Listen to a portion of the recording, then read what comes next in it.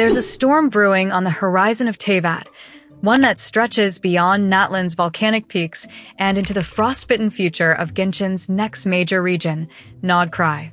What started as whispers among leakers has quickly grown into something much bigger.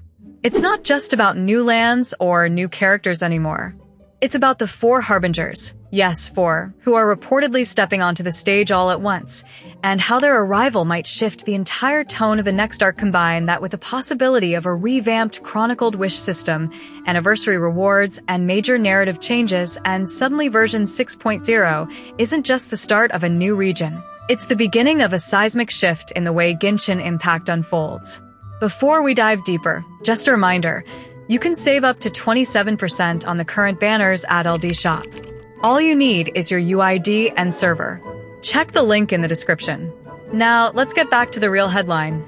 Nod-Krai is about to rewrite the Fatui playbook. Let's start with a big structural change. Nod-Krai's narrative arc is set to span 9 full versions, starting from the prologue in version 6.0 and running all the way to 6.8.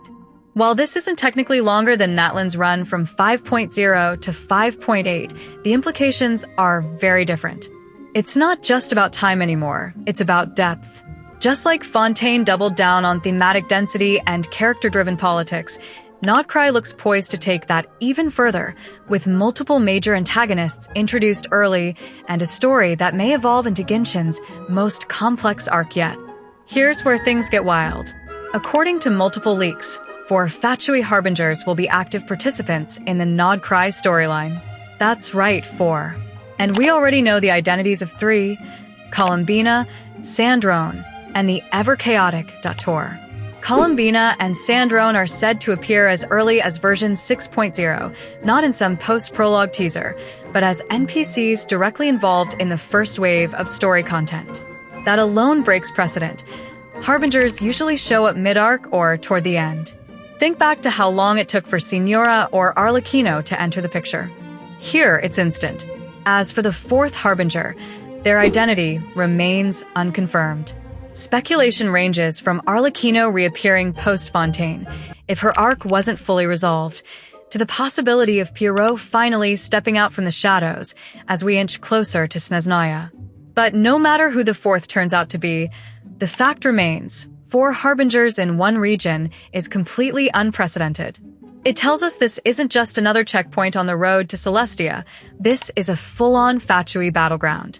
And it's not just quantity, it's quality of involvement too. Columbina, for example, is getting far more than a side role. She'll reportedly receive her own dedicated story quest in Nod-Krai. That might not sound unusual at first, until you realize that most character quests in this region will be folded directly into the Archon storyline. Hoyoverse seems to be abandoning the usual structure where each 5-star gets a standalone quest. Instead, those character arcs will now develop inside the main story, making the Archon quests feel more dense and cinematic, but also reducing the number of optional storylines available to players. So, why does Columbina get special treatment? The answer might lie in how she's being positioned.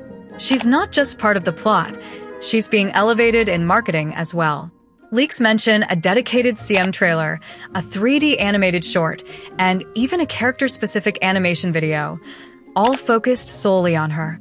Not even Archons usually receive that level of promotional firepower. This points to Columbina being more than just a mysterious villain. She may be a central emotional pillar of Nod-Krai's entire arc. Her rumored links to the Sinner and possible ties to Celestia could finally come into focus. Now, while we're on the subject of future updates, there's another development gaining traction that could have major consequences for how you plan your Primogem usage in the coming patches. A new leaker has claimed that the Chronicled Wish banner format will return in version 6.1, this time focused on characters from Sumeru. If this sounds familiar, that's because it mirrors what Hoyoverse did in version 5.6 with the Inazuma-focused Rerun banner. Based on the current schedule, that would place the Sumeru banner just 3 patches away, after 5.8 and 6.0. Here's what that could mean in practice. While Nahida is rumored to get a standard rerun on her own, characters like Cyno, Wanderer, and Alhaitham would likely be grouped together in a chronicled pool. It makes logistical sense. Cyno hasn't had a rerun in 14 patches, tied with Eula for the longest wait in the game.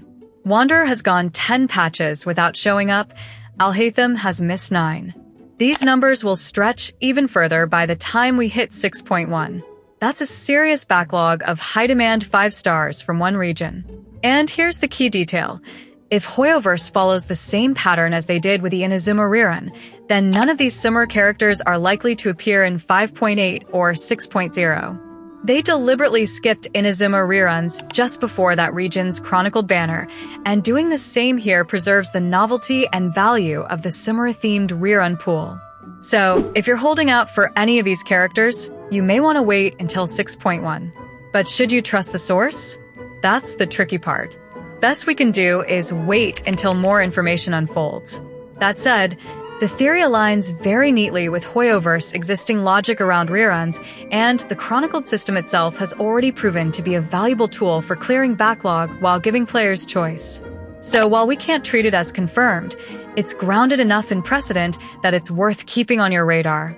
Let's shift gears one more time and talk anniversary rewards. Version 6.0 marks another major milestone for Genshin, and while exact details are still under wraps, early leaks suggest that the rewards will either match or exceed those from Natlan's anniversary celebration. If we look at past anniversaries, we usually get around 10 intertwined fates, some bonus Primogems, wings, and last year, a free 5-star selector from the standard pool. But in comparison to Hoyoverse's newer titles like Honkai, Star Rail, or Zenless Zone Zero, Genshin's gifts can feel underwhelming. This time, though, it sounds like we may be in for something more substantial. On top of the standard rewards, there's talk of system optimizations arriving with the 6.0 anniversary.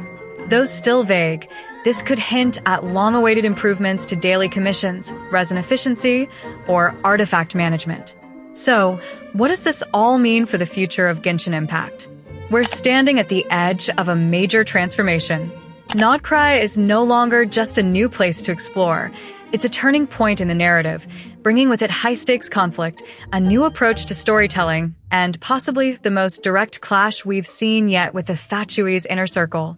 With 4 Harbingers stepping into the spotlight, and a character like Columbina being positioned as a narrative and thematic linchpin, the tone of this arc is shaping up to be darker, more politically charged, and more personal than ever. Add to that the potential return of the Chronicled Wish system focused on Sumeru's long-absent characters, a stronger anniversary showing, and long-requested gameplay optimizations. And what you've got isn't just another region launch. You've got a game entering its next phase. If you're planning your Primogem savings, anticipating reruns, or just curious about where the Traveler's story goes next, version 6.0 and beyond might just be the most important era of Genshin yet. And that's where we'll leave things for now. Let me know in the comments who you're hoping to pull from the potential Sumeru rerun pool, and how you feel about Hoyoverse putting 4 Harbingers front and center. As always, if you found this breakdown helpful, consider liking, subscribing, and turning on notifications so you don't miss our next deep dive. Until then, stay sharp, and don't forget to check out LD Shop for that extra Genesis crystal discount. All right, now we're talking.